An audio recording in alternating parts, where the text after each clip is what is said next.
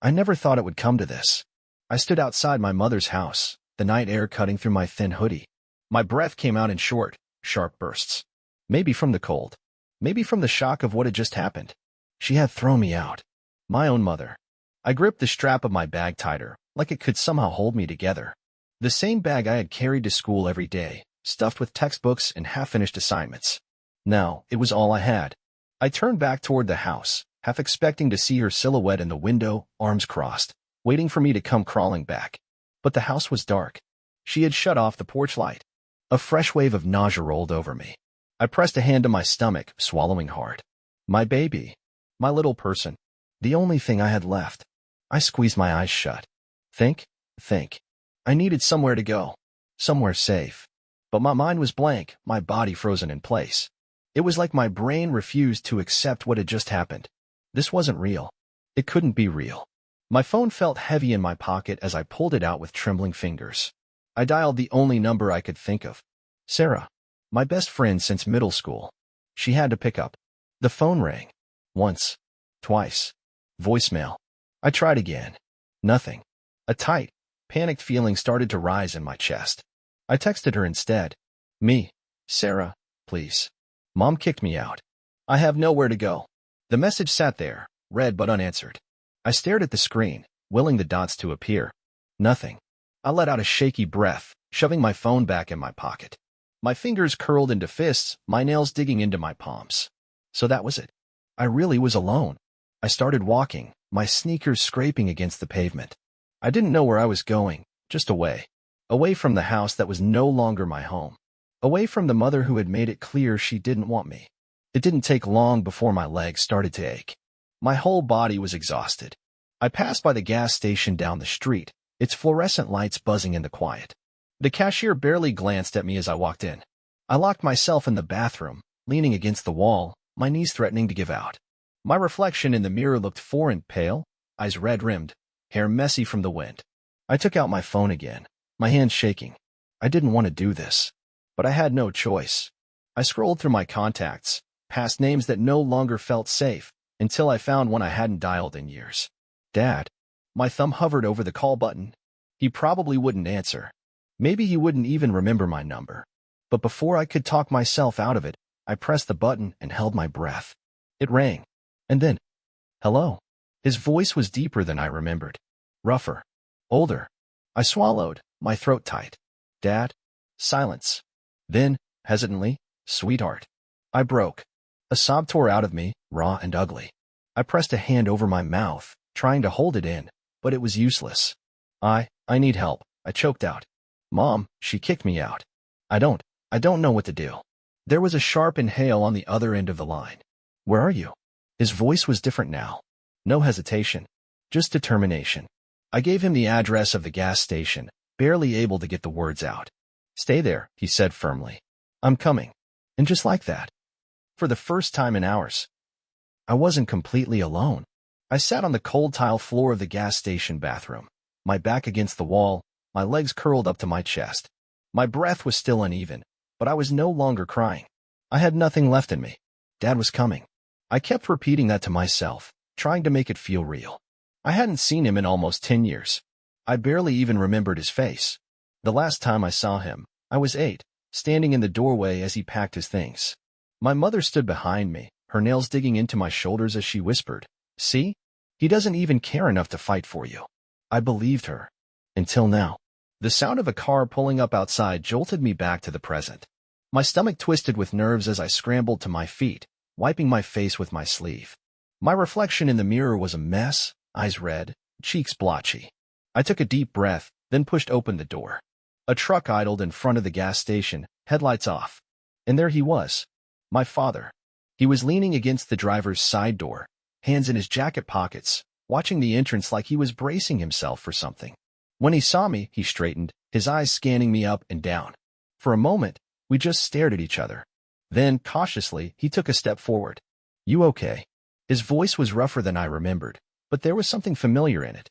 I wanted to say yes, to pretend I had everything under control, but I couldn't. I shook my head.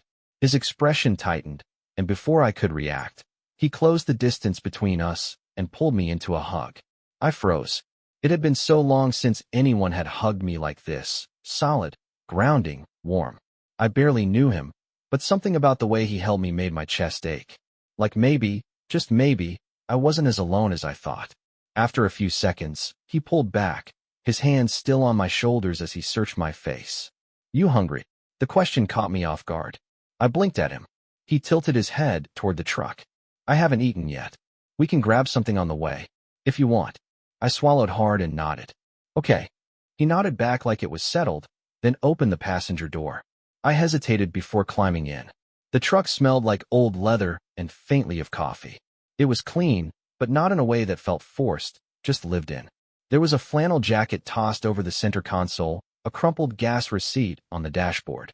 As he pulled out of the parking lot, I stole a glance at him. He looked older than I expected, gray in his beard, lines around his eyes. But he wasn't as intimidating as I had built him up to be in my head. For a while, we drove in silence. Then, finally, he spoke. "Want to tell me what happened?" I let out a slow breath. Mom didn't take the pregnancy well. His hands tightened slightly on the steering wheel, but he didn't interrupt. I told him everything. About the fight. About how she tried to take my baby. How she threw me out when I refused. About Sarah ignoring my calls. By the time I finished, my throat felt raw. He was silent for a long moment. Then he muttered, "Jesus Christ." I let out a humorless laugh. "Yeah." Another beat of silence. Then, quieter, "You shouldn't have had to go through that." I turned my face toward the window, biting my lip. When I didn't respond, he reached over and turned up the heater a little. Like he knew I was cold, but didn't want to say anything. The diner he pulled into was one of those old-school places with faded red booths and a jukebox in the corner. A waitress greeted us with a tired smile, leading us to a booth near the window. Dad didn't even look at the menu. Bacon cheeseburger, fries, coffee. Then he glanced at me. "Get whatever you want." I hesitated, then ordered pancakes. I hadn't eaten all day. The moment the food arrived, I realized how hungry I actually was. I barely tasted the first few bites, just focused on getting something in my stomach. Dad watched me eat, his expression unreadable. "You got a plan?" he asked eventually. I wiped syrup off my lip. "Survive." His mouth twitched like he wanted to smile, but didn't quite get there. "Good start." He leaned back in his seat, studying me. "You can stay with me. As long as you need." The words were simple, but they hit something deep inside me. I set my fork down, my hands trembling slightly. "Why?" He frowned. "What do you mean, why?" I swallowed. "Mom always said you didn't want me. That you left because you didn't care." His whole body went still. For a long time, he didn't speak. Just stared at me like he was trying to decide how much to say. Then, quietly, "That's not true."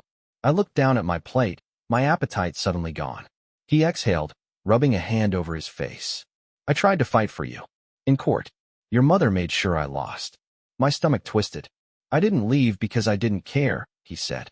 "I left because she made it impossible for me to stay." His voice was rough, like the words were hard to say. "I should have fought harder. I should have." I shook my head quickly. "It's okay."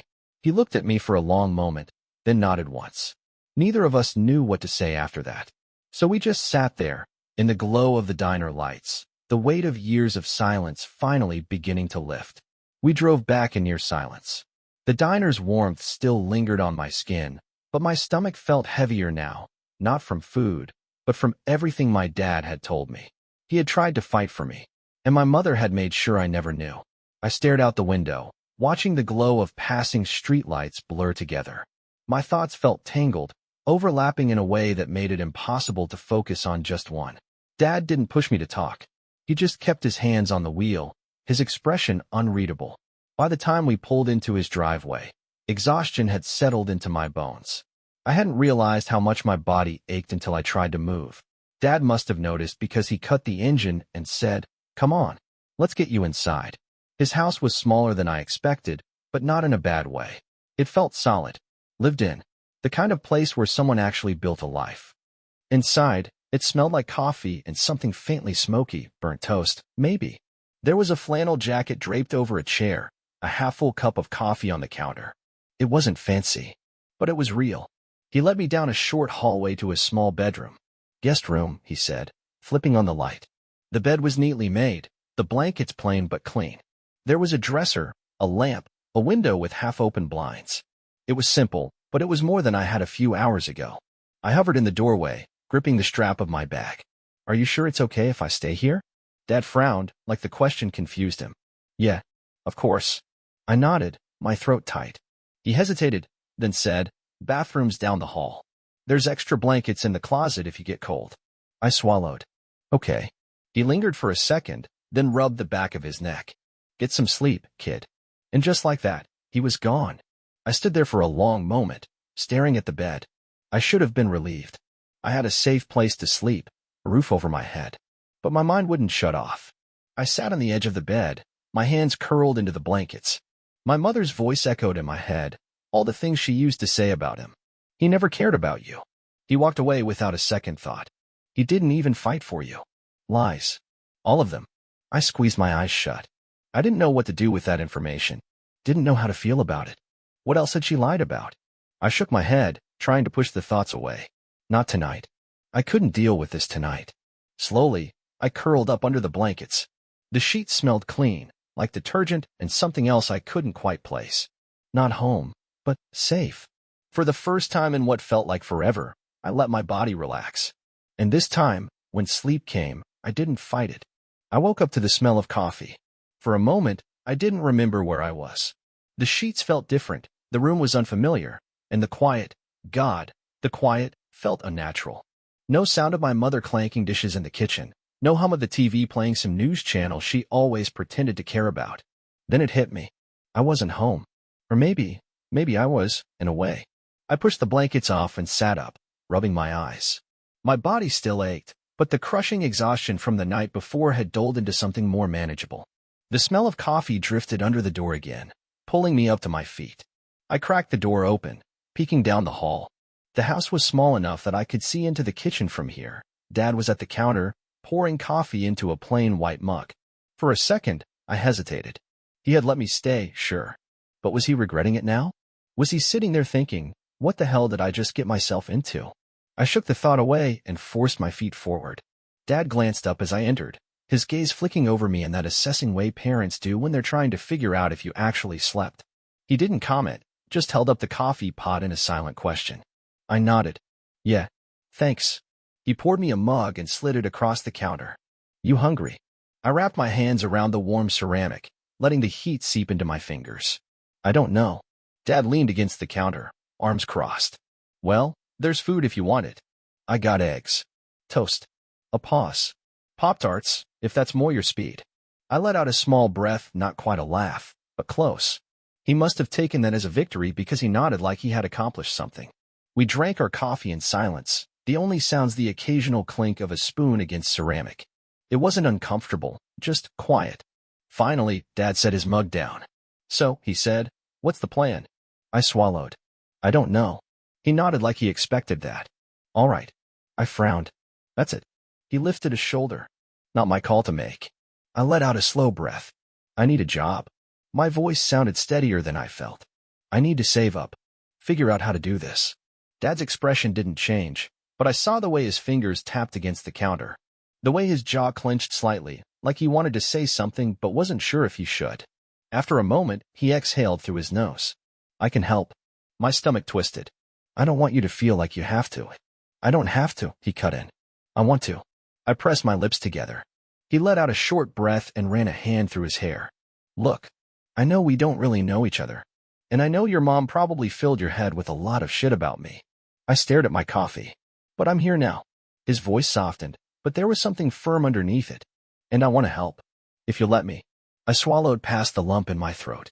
Okay. I whispered. Dad nodded once, like that settled it. Then he pushed himself off the counter and grabbed his keys. Come on, he said. Let's go get you some decent food. And maybe a phone charger that actually works. I blinked at him. What? He shrugged. You're staying. Might as well make sure you're not living off gas station snacks and dead batteries. A strange warmth spread through my chest, something I hadn't felt in a long time. Something that almost felt like safety. I nodded, grabbing my coat. And for the first time in what felt like forever, I wasn't walking away alone. The grocery store felt too bright. I trailed a few steps behind Dad as he maneuvered the cart down the aisle, grabbing things without hesitation. Eggs, bread, some kind of cereal that looked like something a grandpa would eat. I should have been helping, but I couldn't stop glancing around, half expecting to see someone I knew. It was stupid. My mom never shopped here. Still, the idea of running into her made my stomach twist. You okay? Dad's voice pulled me back. I blinked, realizing I had stopped walking. Yeah. He didn't look convinced, but didn't push. Instead, he nodded toward the shelves. Pick out what you want. I hesitated, then grabbed a box of Pop-Tarts. Dad huffed a small laugh. Good choice. It was such a simple moment, but something about it, standing in a grocery store, picking out food for a place that wasn't my mother's house, felt surreal. Like I had somehow stepped into a life that wasn't mine. Or maybe, for the first time, it actually was. We checked out and loaded everything into the truck. As we pulled out of the parking lot, Dad asked, "You want to get a cheap phone? Just until you figure things out." I hesitated. "I don't have money for that." "I do." I tensed. "I don't want to take your money." His grip on the steering wheel tightened slightly. "I get that. But this isn't just about money. You need a phone, in case something happens. It's just practical." I hated that he had a point. "Fine," I muttered. We stopped at one of those phone stores that smelled like plastic and desperation. Dad handled most of it, asking the guy for something cheap, but not a total piece of crap. A few minutes later, I had a new phone in my hands. I stared at the blank screen, my fingers hovering over the power button. It felt weird, knowing my mom had no control over this one. "You can call her, if you want," Dad said quietly. I looked up. "What?" He leaned against the counter, arms crossed. "Your mom. If you want to let her know you're okay." I gripped the phone tighter. She kicked me out. She didn't even check if I was alive. She had my number. She could have called. But she didn't. I swallowed. "No, I don't want to call her." Dad searched my face, then nodded like he understood. I exhaled and unlocked the phone.